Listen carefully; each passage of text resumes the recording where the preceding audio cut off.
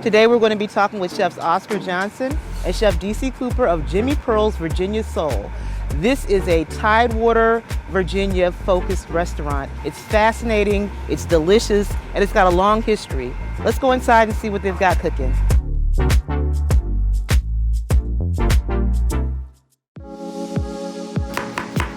We taking y'all back home to Hampton, Virginia and Lawrenceville, Virginia with a little bit of fried croaker on a piece that we like to call fish and potatoes.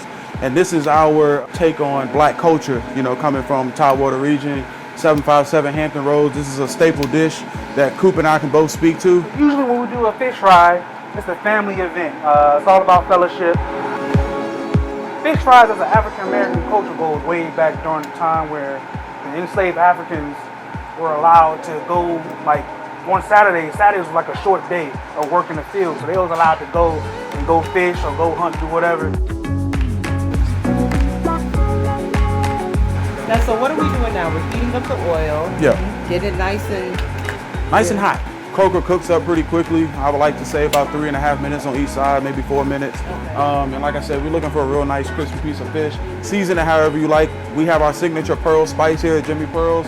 Fish is, pretty delicate. Doesn't really call for you to, marinate it for so long.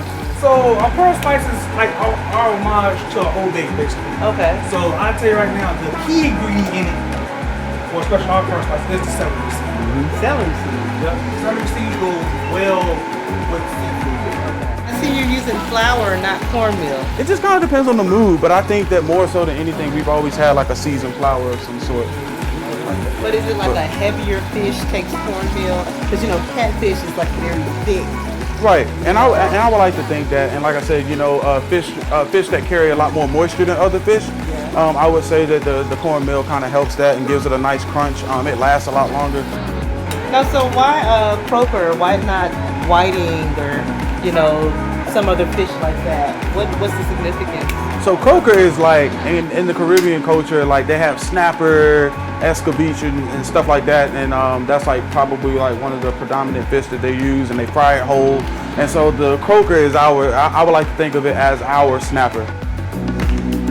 This has just been a staple, in our hometown for years. Like, I mean, you can speak to anyone's family, in the 757 area, even stretching further, straight down 85. I mean, no matter where you go, everyone knows about croaker. Everyone has a connection to it. So what I usually do is with my fried fish, I always fry me up some potatoes. The side items that goes with it. It could be fries, it could be pickles, it could be okra, pickled okra, Tomato pudding. So we pretty much just like crisping them up at this point. All right, so we're gonna get ready to plate this thing up. Some croaker, some white bread. We got the baked potatoes, as we like to call them. A little pickled succotash. Traditionally, for succotash, my family is pretty much like a stew. Stewed tomato base with some fresh lima beans and fresh corn, some bell peppers and onions, some seasoning. I kind of want to taste it before I put the hot sauce on it. See, and that's what I do too. Taste it first, Yeah. then throw the hot sauce on it, because what the hot sauce does, or anything, like I said, anything with vinegar, what it does is it cleans your palate. Perfect. Yeah, perfect.